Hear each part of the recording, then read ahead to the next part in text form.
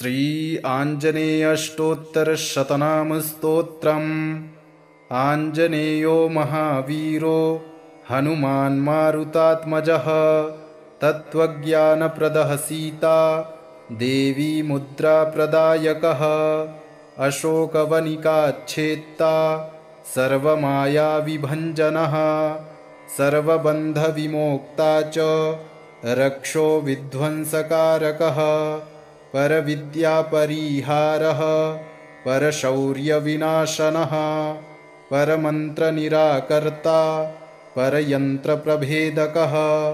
सर्वग्रहविनाशी च भीमसेनसहायकृत्। सर्वदुःखहरः सर्वलोकचारी मनोजवः। पारिजातद्रुमूलस्थः सर्वमन्त्रस्वरूपवान्। सर्वतन्त्रस्वरूपी च सर्वयन्त्रात्मकस्तथा। कपीश्वरो महाकायः सर्वरोगहरः प्रभुः। बलसिद्धिकरः सर्वविद्यासम्पत्प्रदायकः। कपिसेनानायकश्च भविष्यच्चतुराननः। कुमारब्रह्मचारी च रत्नकुण्डलदीप्तिमान्। सञ्चलद्वालसन्नद्ध लम्बमानशिखोज्ज्वलः। गन्धर्वविद्यातत्त्वज्ञो महाबलपराक्रमः। कारागृहविमोक्ता च शृङ्खलाबन्धमोचकः। सागरोत्तारकः प्राज्ञो रामदूतः प्रतापवान्। वानरः केसरीसुतः सीताशोकनिवारकः। अञ्जनागर्भसम्भूतो बालार्कसदृशाननः। विभीषणप्रियकरो दशग्रीवकुलान्तकः। लक्ष्मणप्राणदाता च वज्रकायो महाद्युतिः। चिरञ्जीवी रामभक्तो दैत्यकार्यविघातकः। अक्षहन्ता काञ्चनाभः पञ्चवक्त्रो महातपः। लङ्किनीभञ्जनः श्रीमान् सिंहिकाप्राणभञ्जनः। गन्धमादनशैलस्थो लङ्कापुरविदाहकः। सुग्रीवसचिवो धीरः शूरो दैत्यकुलान्तकः। सुरार्चितो महातेजा रामचूडामणिप्रदः। कामरूपी पिङ्गलाक्षो वार्धिमैनाकपूजितः। कबलीकृतमार्तण्ड मण्डलो विजितेन्द्रियः। रामसुग्रीवसन्धाता महिरावणमर्दनः। स्फटिकाभो वागधीशो नवव्याकृतिपण्डितः। चतुर्बाहुर्दीनबन्धुर्महात्मा भक्तवत्सलः। सञ्जीवननगाहर्ता शुचिर्वाग्मी दृढव्रतः। कालनेमिप्रमथनो हरिमर्कटमर्कटः। दान्तः शान्तः प्रसन्नात्मा शतकण्ठमदापहृत्। योगी रामकथालोलः सीतान्वेषणपण्डितः। वज्रदंष्ट्रो वज्रनखो रुद्रवीर्यसमुद्भवः। इन्द्रजित्प्रहितामोघ ब्रह्मास्त्रविनिवारकः। पार्थध्वजाग्रसंवासी शरपञ्जरभेदकः। दशबाहुर्लोकपूज्यो जाम्बवत्प्रीतिवर्धनः। सीतासमेत श्रीराम पादसेवाधुरन्धरः। इत्येवं श्रीहनुमतो नाम्नामष्टोत्तरं शतम्। यः पठेत् शृणुयान्नित्यं सर्वान् कामानवाप्नुयात्। आञ्जनेयो महावीरो हनुमान् मारुतात्मजः। तत्त्वज्ञानप्रदः सीता देवी मुद्राप्रदायकः। अशोकवनिकाच्छेत्ता सर्वमायाविभञ्जनः। सर्वबन्धविमोक्ता च रक्षो विध्वंसकारकः। परविद्यापरिहारः परशौर्यविनाशनः। परमन्त्रनिराकर्ता परयन्त्रप्रभेदकः। सर्वग्रहविनाशी च भीमसेनसहायकृत्। सर्वदुःखहरः सर्वलोकचारी मनोजवः पारिजातद्रुमूलस्थः सर्वमन्त्रस्वरूपवान् सर्वतन्त्रस्वरूपी च सर्वयन्त्रात्मकस्तथा कपीश्वरो महाकायः सर्वरोगहरः प्रभुः बलसिद्धिकरः सर्वविद्यासम्पत्प्रदायकः कपिसेनानायकश्च भविष्यच्चतुराननः कुमारब्रह्मचारी च रत्नकुण्डलदीप्तिमान् सञ्चलद्वालसन्नद्ध लम्बमानशिखोज्ज्वलः गन्धर्वविद्यातत्त्वज्ञो महाबलपराक्रमः कारागृहविमोक्ता च शृङ्खलाबन्धमोचकः सागरोत्तारकः प्राज्ञो रामदूतः प्रतापवान् वानरः केसरीसुतः सीताशोकनिवारकः अञ्जनागर्भसम्भूतो बालार्कसदृशाननः विभीषणप्रियकरो दशग्रीवकुलान्तकः लक्ष्मणप्राणदाता च वज्रकायो महाद्युतिः चिरञ्जीवी रामभक्तो दैत्यकार्यविघातकः अक्षहन्ता काञ्चनाभः पञ्चवक्त्रो महातपः लङ्किनीभञ्जनः श्रीमान् सिंहिकाप्राणभञ्जनः गन्धमादनशैलस्थो लङ्कापुरविदाहकः सुग्रीवसचिवो धीरः शूरो दैत्यकुलान्तकः सुरार्चितो महातेजा रामचूडामणिप्रदः कामरूपी पिङ्गलाक्षो वार्धिमैनाकपूजितः कबलीकृतमार्तण्ड मण्डलो विजितेन्द्रियः रामसुग्रीवसन्धाता महिरावणमर्दनः स्फटिकाभो वागधीशो नवव्याकृतिपण्डितः चतुर्बाहुर्दीनबन्धुर्महात्मा भक्तवत्सलः सञ्जीवननगाहर्ता शुचिर्वाग्मी दृढव्रतः कालनेमिप्रमथनो हरिमर्कटमर्कटः दान्तः शान्तः प्रसन्नात्मा शतकण्ठमदापहृत् योगी रामकथालोलः सीतान्वेषणपण्डितः वज्रदंष्ट्रो वज्रनखो रुद्रवीर्यसमुद्भवः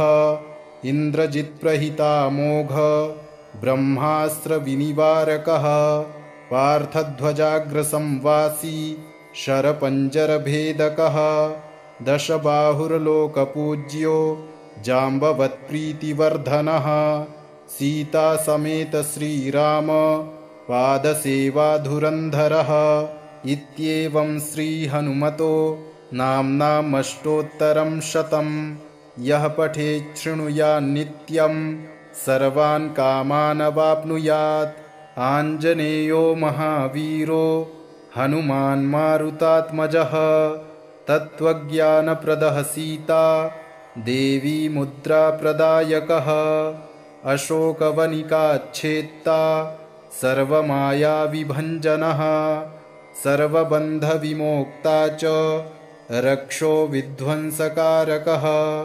परविद्यापरिहारः परशौर्यविनाशनः परमन्त्रनिराकर्ता परयन्त्रप्रभेदकः सर्वग्रहविनाशी च भीमसेनसहायकृत् सर्वदुःखहरः सर्वलोकचारी मनोजवः पारिजातद्रुमूलस्थः सर्वमन्त्रस्वरूपवान् सर्वतन्त्रस्वरूपी च सर्वयन्त्रात्मकस्तथा कपीश्वरो महाकायः सर्वरोगहरः प्रभुः बलसिद्धिकरः सर्वविद्यासम्पत्प्रदायकः कपिसेनानायकश्च भविष्यच्चतुराननः कुमारब्रह्मचारी च रत्नकुण्डलदीप्तिमान् सञ्चलद्वालसन्नद्ध लम्बमानशिखोज्ज्वलः गन्धर्वविद्यातत्त्वज्ञो महाबलपराक्रमः कारागृहविमोक्ता च शृङ्खलाबन्धमोचकः सागरोत्तारकः प्राज्ञो रामदूतः प्रतापवान् वानरः केसरीसुतः सीताशोकनिवारकः अञ्जनागर्भसम्भूतो बालार्कसदृशाननः विभीषणप्रियकरो दशग्रीवकुलान्तकः लक्ष्मणप्राणदाता च वज्रकायो महाद्युतिः चिरञ्जीवी रामभक्तो दैत्यकार्यविघातकः अक्षहन्ता काञ्चनाभः पञ्चवक्त्रो महातपः लङ्किनीभञ्जनः श्रीमान् सिंहिकाप्राणभञ्जनः गन्धमादनशैलस्थो लङ्कापुरविदाहकः सुग्रीवसचिवो धीरः शूरो दैत्यकुलान्तकः सुरार्चितो महातेजा रामचूडामणिप्रदः कामरूपी पिङ्गलाक्षो वार्धिमैनाकपूजितः कबलीकृतमार्तण्ड मण्डलो विजितेन्द्रियः रामसुग्रीवसन्धाता महिरावणमर्दनः स्फटिकाभो वागधीशो नवव्याकृतिपण्डितः चतुर्बाहुर्दीनबन्धुर्महात्मा भक्तवत्सलः सञ्जीवननगाहर्ता शुचिर्वाग्मी दृढव्रतः कालनेमिप्रमथनो हरिमर्कटमर्कटः दान्तः शान्तः प्रसन्नात्मा शतकण्ठमदापहृत् योगी रामकथालोलः सीतान्वेषणपण्डितः वज्रदंष्ट्रो वज्रनखो रुद्रवीर्यसमुद्भवः इन्द्रजित्प्रहितामोघ ब्रह्मास्त्रविनिवारकः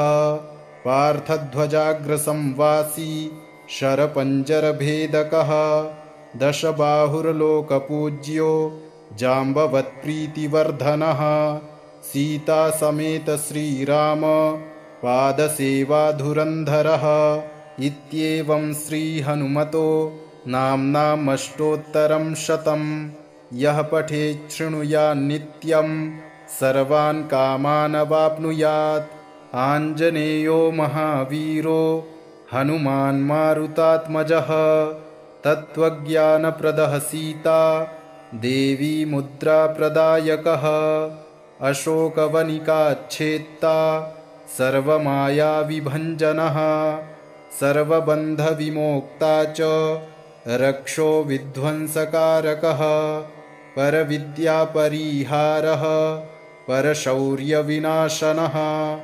परमन्त्रनिराकर्ता परयन्त्रप्रभेदकः सर्वग्रहविनाशी च भीमसेनसहायकृत् सर्वदुःखहरः सर्वलोकचारी मनोजवः पारिजातद्रुमूलस्थः सर्वमन्त्रस्वरूपवान् सर्वतन्त्रस्वरूपी च सर्वयन्त्रात्मकस्तथा कपीश्वरो महाकायः सर्वरोगहरः प्रभुः बलसिद्धिकरः सर्वविद्यासम्पत्प्रदायकः कपिसेनानायकश्च भविष्यच्चतुराननः कुमारब्रह्मचारी च रत्नकुण्डलदीप्तिमान् सञ्चलद्वालसन्नद्ध लम्बमानशिखोज्ज्वलः गन्धर्वविद्यातत्त्वज्ञो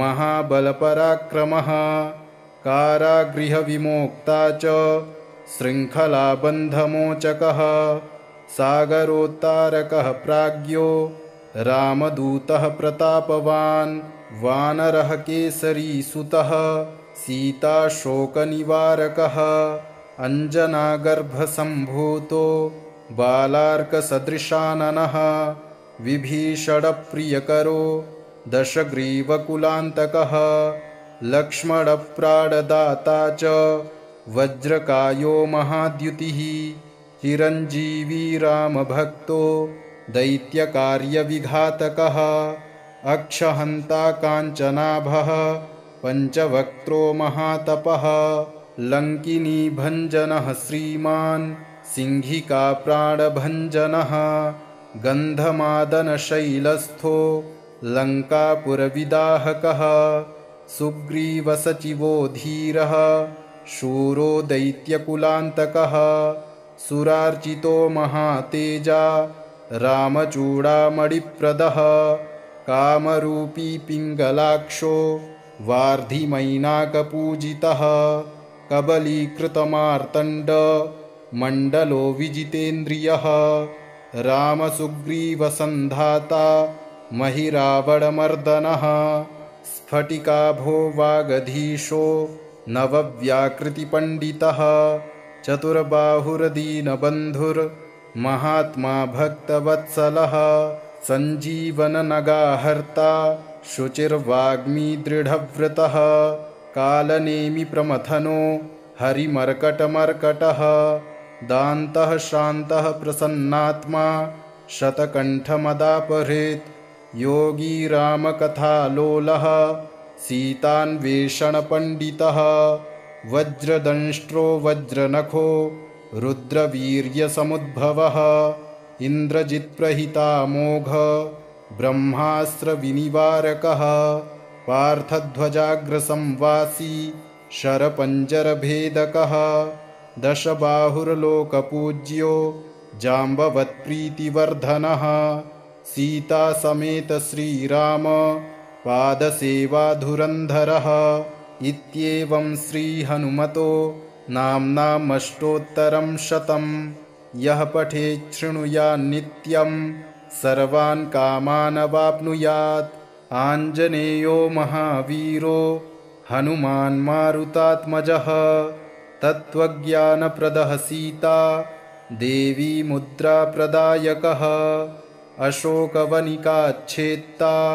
सर्वमायाविभञ्जनः सर्वबन्धविमोक्ता च रक्षो विध्वंसकारकः परविद्यापरिहारः परशौर्यविनाशनः परमन्त्रनिराकर्ता परयन्त्रप्रभेदकः सर्वग्रहविनाशी च भीमसेनसहायकृत् सर्वदुःखहरः सर्वलोकचारी मनोजवः पारिजातद्रुमूलस्थः सर्वमन्त्रस्वरूपवान् सर्वतन्त्रस्वरूपी च सर्वयन्त्रात्मकस्तथा कपीश्वरो महाकायः सर्वरोगहरः प्रभुः बलसिद्धिकरः सर्वविद्यासम्पत्प्रदायकः कपिसेनानायकश्च भविष्यच्चतुराननः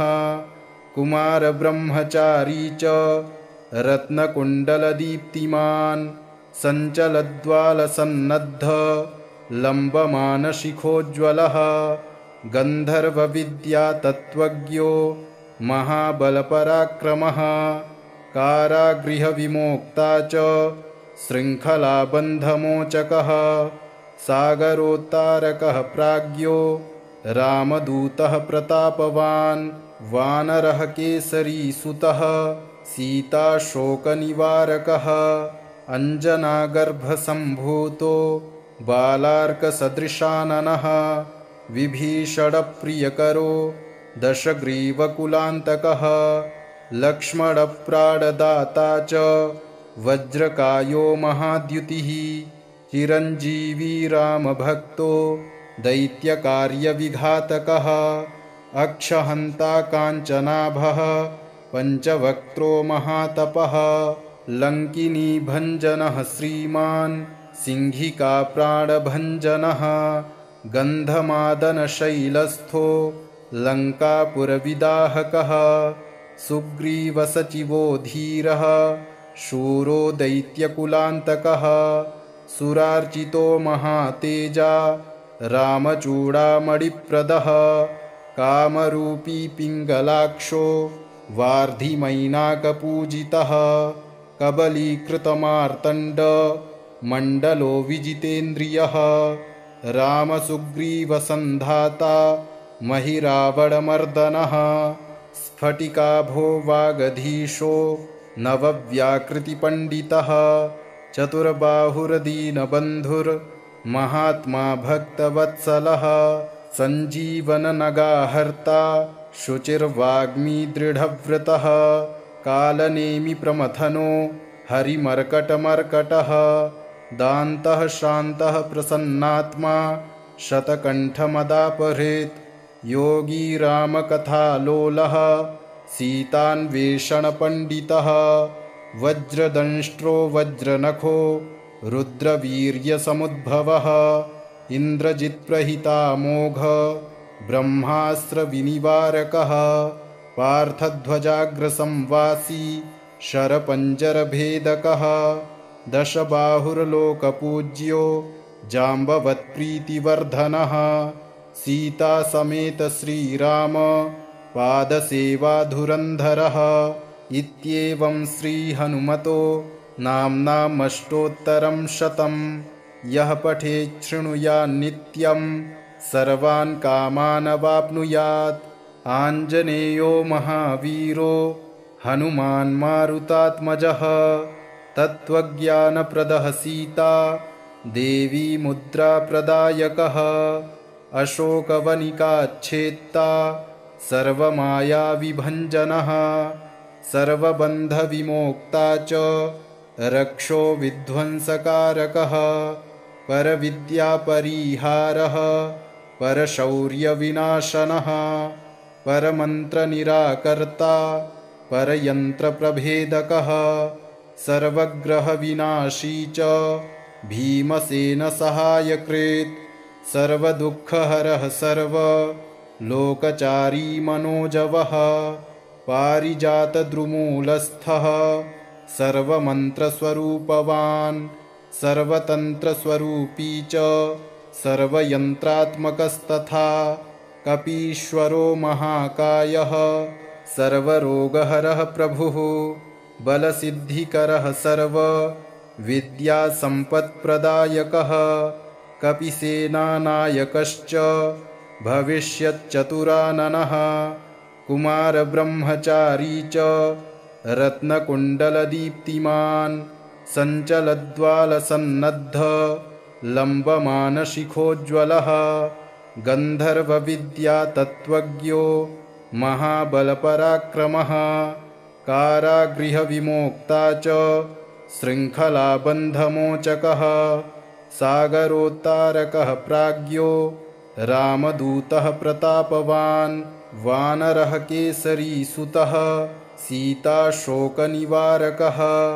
अञ्जनागर्भसम्भूतो बालार्कसदृशाननः विभीषणप्रियकरो दशग्रीवकुलान्तकः लक्ष्मणप्राणदाता च वज्रकायो महाद्युतिः चिरञ्जीवी रामभक्तो दैत्यकार्यविघातकः अक्षहन्ता काञ्चनाभः पञ्चवक्त्रो महातपः लङ्किनीभञ्जनः श्रीमान् सिंहिकाप्राणभञ्जनः गन्धमादनशैलस्थो लङ्कापुरविदाहकः सुग्रीवसचिवो धीरः शूरो दैत्यकुलान्तकः सुरार्चितो महातेजा रामचूडामणिप्रदः कामरूपी पिङ्गलाक्षो वार्धिमैनाकपूजितः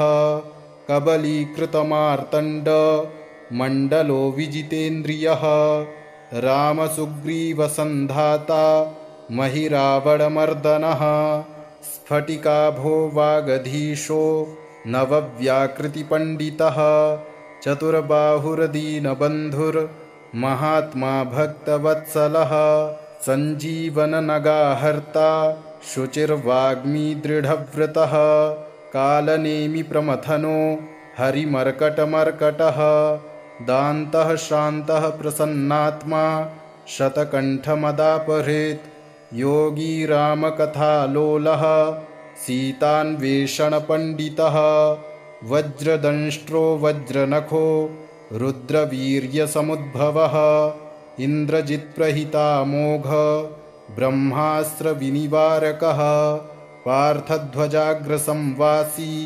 शरपञ्जरभेदकः दशबाहुर्लोकपूज्यो जाम्बवत्प्रीतिवर्धनः सीतासमेत श्रीराम पादसेवाधुरन्धरः इत्येवं श्रीहनुमतो नाम्नामष्टोत्तरं शतं यः पठेत् शृणुयान्नित्यं सर्वान् कामानवाप्नुयात् आञ्जनेयो महावीरो हनुमान् मारुतात्मजः तत्त्वज्ञानप्रदः सीता देवी मुद्राप्रदायकः अशोकवनिकाच्छेत्ता सर्वमायाविभञ्जनः सर्वबन्धविमोक्ता च रक्षो विध्वंसकारकः परविद्यापरिहारः परशौर्यविनाशनः परमन्त्रनिराकर्ता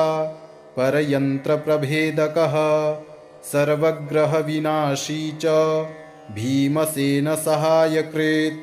सर्वदुःखहरः सर्वलोकचारी मनोजवः पारिजातद्रुमूलस्थः सर्वमन्त्रस्वरूपवान् सर्वतन्त्रस्वरूपी च सर्वयन्त्रात्मकस्तथा कपीश्वरो महाकायः सर्वरोगहरः प्रभुः बलसिद्धिकरः सर्वविद्यासम्पत्प्रदायकः कपिसेनानायकश्च भविष्यच्चतुराननः कुमारब्रह्मचारी च रत्नकुण्डलदीप्तिमान् सञ्चलद्वालसन्नद्ध लम्बमानशिखोज्ज्वलः गन्धर्वविद्यातत्त्वज्ञो महाबलपराक्रमः कारागृहविमोक्ता च शृङ्खलाबन्धमोचकः सागरोत्तारकः प्राज्ञो रामदूतः प्रतापवान् वानरः केसरीसुतः सीताशोकनिवारकः अञ्जनागर्भसम्भूतो बालार्कसदृशाननः विभीषणप्रियकरो दशग्रीवकुलान्तकः लक्ष्मणप्राणदाता च वज्रकायो महाद्युतिः चिरञ्जीवी रामभक्तो दैत्यकार्यविघातकः अक्षहन्ता काञ्चनाभः पञ्चवक्त्रो महातपः लङ्किनीभञ्जनः श्रीमान् सिंहिकाप्राणभञ्जनः गन्धमादनशैलस्थो लङ्कापुरविदाहकः सुग्रीवसचिवो धीरः शूरो दैत्यकुलान्तकः सुरार्चितो महातेजा रामचूडामणिप्रदः कामरूपी पिङ्गलाक्षो वार्धिमैनाकपूजितः कबलीकृतमार्तण्ड मण्डलो विजितेन्द्रियः रामसुग्रीवसन्धाता महिरावणमर्दनः स्फटिकाभो वागधीशो नवव्याकृतिपण्डितः चतुर्बाहुर्दीनबन्धुर्महात्मा भक्तवत्सलः सञ्जीवननगाहर्ता शुचिर्वाग्मी दृढव्रतः कालनेमिप्रमथनो हरिमर्कटमर्कटः दान्तः शान्तः प्रसन्नात्मा शतकण्ठमदापहृत् योगी रामकथालोलः सीतान्वेषणपण्डितः वज्रदंष्ट्रो वज्रनखो रुद्रवीर्यसमुद्भवः इन्द्रजित्प्रहितामोघ ब्रह्मास्त्रविनिवारकः पार्थध्वजाग्रसंवासी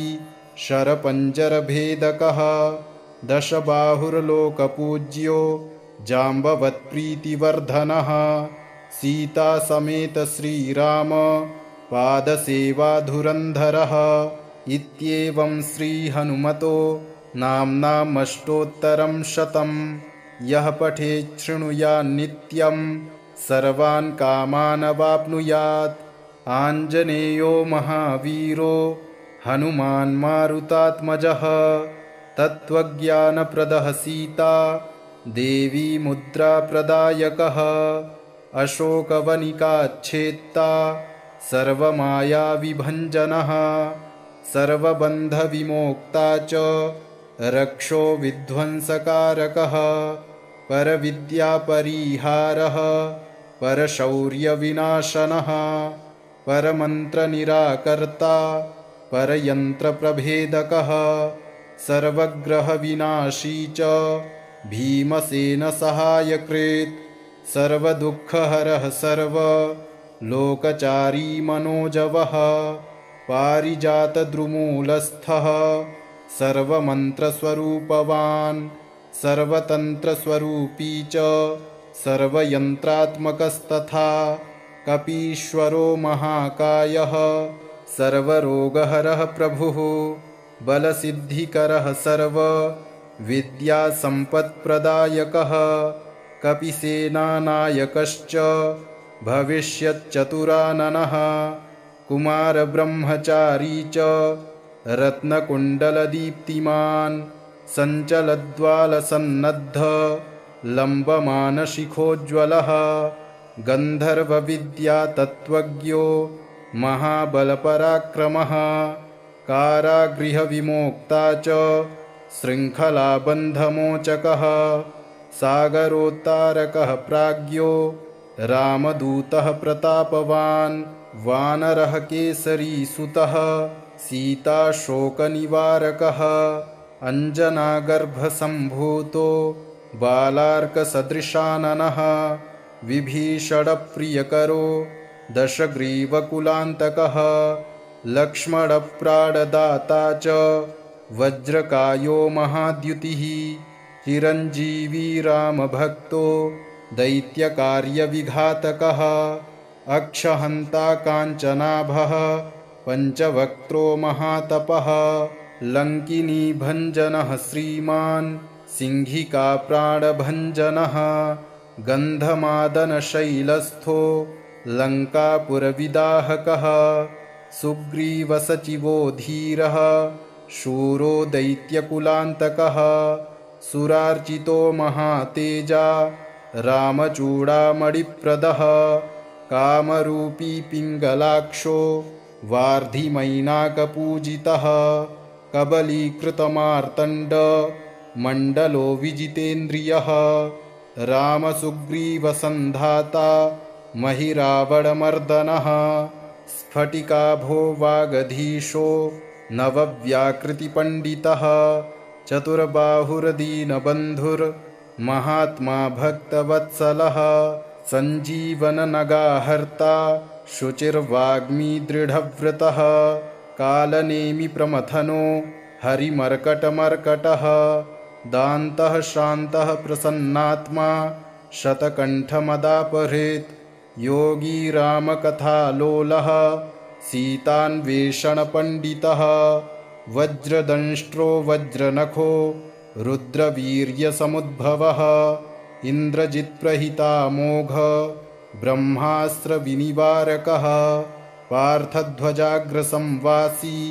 शरपञ्जरभेदकः दशबाहुर्लोकपूज्यो जाम्बवत्प्रीतिवर्धनः सीतासमेत श्रीराम पादसेवाधुरन्धरः इत्येवं श्रीहनुमतो नाम्नामष्टोत्तरं शतं यः पठेत् शृणुयान्नित्यं सर्वान् कामानवाप्नुयात् आञ्जनेयो महावीरो हनुमान् मारुतात्मजः तत्त्वज्ञानप्रदः सीता देवी मुद्राप्रदायकः अशोकवनिकाच्छेत्ता सर्वमायाविभञ्जनः सर्वबन्धविमोक्ता च रक्षो विध्वंसकारकः परविद्यापरिहारः परशौर्यविनाशनः परमन्त्रनिराकर्ता परयन्त्रप्रभेदकः सर्वग्रहविनाशी च भीमसेनसहायकृत् सर्वदुःखहरः सर्वलोकचारी मनोजवः पारिजातद्रुमूलस्थः सर्वमन्त्रस्वरूपवान् सर्वतन्त्रस्वरूपी च सर्वयन्त्रात्मकस्तथा कपीश्वरो महाकायः सर्वरोगहरः प्रभुः बलसिद्धिकरः सर्वविद्यासम्पत्प्रदायकः कपिसेनानायकश्च भविष्यच्चतुराननः कुमारब्रह्मचारी च रत्नकुण्डलदीप्तिमान् सञ्चलद्वालसन्नद्ध लम्बमानशिखोज्ज्वलः गन्धर्वविद्यातत्त्वज्ञो महाबलपराक्रमः कारागृहविमोक्ता च शृङ्खलाबन्धमोचकः सागरोत्तारकः प्राज्ञो रामदूतः प्रतापवान् वानरः केसरीसुतः सीताशोकनिवारकः अञ्जनागर्भसम्भूतो बालार्कसदृशाननः विभीषणप्रियकरो दशग्रीवकुलान्तकः लक्ष्मणप्राणदाता च वज्रकायो महाद्युतिः चिरञ्जीवी रामभक्तो दैत्यकार्यविघातकः अक्षहन्ता काञ्चनाभः पञ्चवक्त्रो महातपः लङ्किनीभञ्जनः श्रीमान् सिंहिकाप्राणभञ्जनः गन्धमादनशैलस्थो लङ्कापुरविदाहकः सुग्रीवसचिवो धीरः शूरो दैत्यकुलान्तकः सुरार्चितो महातेजा रामचूडामणिप्रदः कामरूपी पिङ्गलाक्षो वार्धिमैनाकपूजितः कबलीकृतमार्तण्ड मण्डलो विजितेन्द्रियः रामसुग्रीवसन्धाता महिरावणमर्दनः स्फटिकाभो वागधीशो नवव्याकृतिपण्डितः चतुर्बाहुर्दीनबन्धुर्महात्मा भक्तवत्सलः सञ्जीवननगाहर्ता शुचिर्वाग्मी दृढव्रतः कालनेमिप्रमथनो हरिमर्कटमर्कटः दान्तः शान्तः प्रसन्नात्मा शतकण्ठमदापहृत् योगी रामकथालोलः सीतान्वेषणपण्डितः वज्रदंष्ट्रो वज्रनखो रुद्रवीर्यसमुद्भवः इन्द्रजित्प्रहितामोघ ब्रह्मास्त्रविनिवारकः पार्थध्वजाग्रसंवासी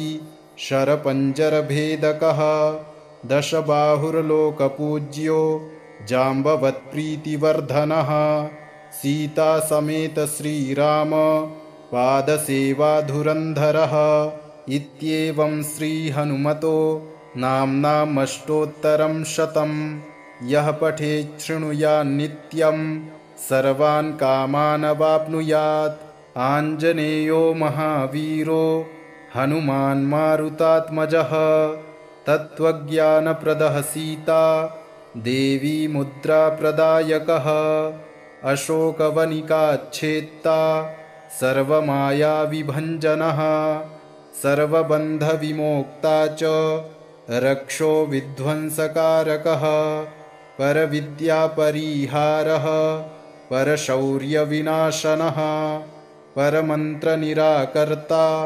परयन्त्रप्रभेदकः सर्वग्रहविनाशी च भीमसेनसहायकृत् सर्वदुःखहरः सर्वलोकचारी मनोजवः पारिजातद्रुमूलस्थः सर्वमन्त्रस्वरूपवान् सर्वतन्त्रस्वरूपी च सर्वयन्त्रात्मकस्तथा कपीश्वरो महाकायः सर्वरोगहरः प्रभुः बलसिद्धिकरः सर्वविद्यासम्पत्प्रदायकः कपिसेनानायकश्च भविष्यच्चतुराननः कुमारब्रह्मचारी च रत्नकुण्डलदीप्तिमान् सञ्चलद्वालसन्नद्ध लम्बमानशिखोज्ज्वलः गन्धर्वविद्यातत्त्वज्ञो महाबलपराक्रमः कारागृहविमोक्ता च शृङ्खलाबन्धमोचकः सागरोत्तारकः प्राज्ञो रामदूतः प्रतापवान् वानरः केसरीसुतः सीताशोकनिवारकः अञ्जनागर्भसम्भूतो बालार्कसदृशाननः विभीषणप्रियकरो दशग्रीवकुलान्तकः लक्ष्मणप्राणदाता च वज्रकायो महाद्युतिः चिरञ्जीवी रामभक्तो दैत्यकार्यविघातकः अक्षहन्ता काञ्चनाभः पञ्चवक्त्रो महातपः लङ्किनीभञ्जनः श्रीमान् सिंहिकाप्राणभञ्जनः गन्धमादनशैलस्थो लङ्कापुरविदाहकः सुग्रीवसचिवो धीरः शूरो दैत्यकुलान्तकः सुरार्चितो महातेजा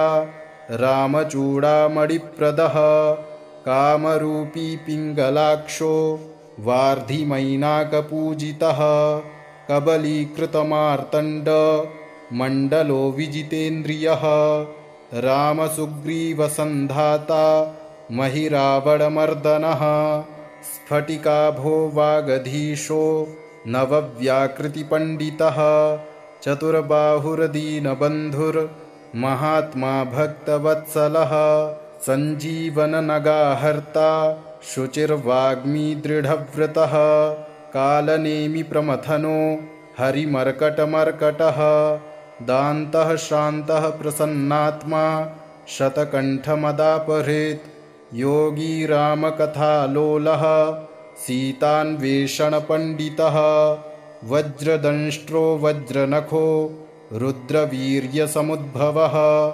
इन्द्रजित्प्रहितामोघ ब्रह्मास्त्रविनिवारकः पार्थध्वजाग्रसंवासी शरपञ्जरभेदकः दशबाहुर्लोकपूज्यो जाम्बवत्प्रीतिवर्धनः सीतासमेत श्रीराम पादसेवाधुरन्धरः इत्येवं श्रीहनुमतो नाम्नामष्टोत्तरं शतं यः पठेत् शृणुयान्नित्यं सर्वान् कामानवाप्नुयात् आञ्जनेयो महावीरो हनुमान् मारुतात्मजः तत्त्वज्ञानप्रदः सीता देवी मुद्राप्रदायकः अशोकवनिकाच्छेत्ता सर्वमायाविभञ्जनः सर्वबन्धविमोक्ता च रक्षो विध्वंसकारकः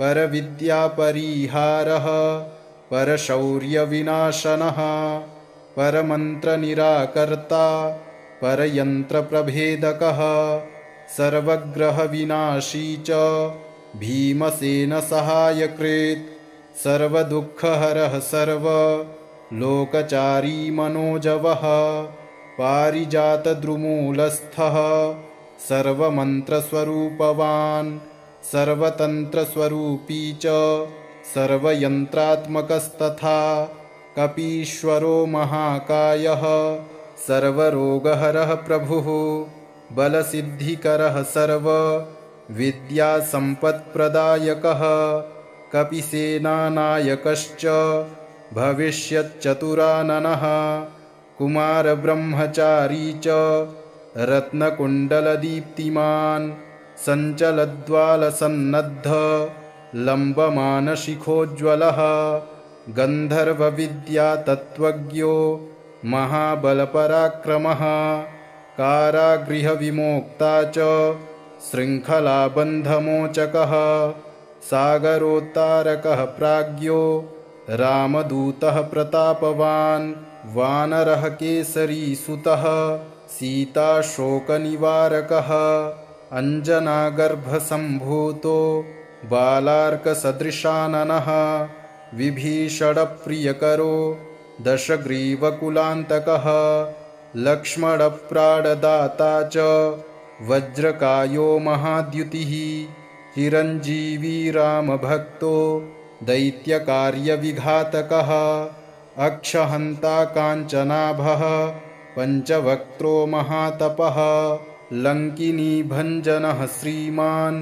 सिंहिकाप्राणभञ्जनः गन्धमादनशैलस्थो लङ्कापुरविदाहकः सुग्रीवसचिवो धीरः शूरो दैत्यकुलान्तकः सुरार्चितो महातेजा रामचूडामणिप्रदः कामरूपी पिङ्गलाक्षो वार्धिमैनाकपूजितः कबलीकृतमार्तण्ड मण्डलो विजितेन्द्रियः रामसुग्रीवसन्धाता महिरावणमर्दनः स्फटिकाभो वागधीशो नवव्याकृतिपण्डितः चतुर्बाहुर्दीनबन्धुर्महात्मा भक्तवत्सलः सञ्जीवननगाहर्ता शुचिर्वाग्मी दृढव्रतः कालनेमिप्रमथनो हरिमर्कटमर्कटः दान्तः शान्तः प्रसन्नात्मा शतकण्ठमदापहृत् योगी रामकथालोलः सीतान्वेषणपण्डितः वज्रदंष्ट्रो वज्रनखो रुद्रवीर्यसमुद्भवः इन्द्रजित्प्रहितामोघ ब्रह्मास्त्रविनिवारकः पार्थध्वजाग्रसंवासी शरपञ्जरभेदकः दशबाहुर्लोकपूज्यो जाम्बवत्प्रीतिवर्धनः सीतासमेत श्रीराम पादसेवाधुरन्धरः इत्येवं श्रीहनुमतो नाम्नामष्टोत्तरं शतं यः पठेत् शृणुयान्नित्यं सर्वान् कामानवाप्नुयात् इति श्रीमदाञ्जनेय अष्टोत्तरशतनामस्तोत्रम् सम्पूर्णम्।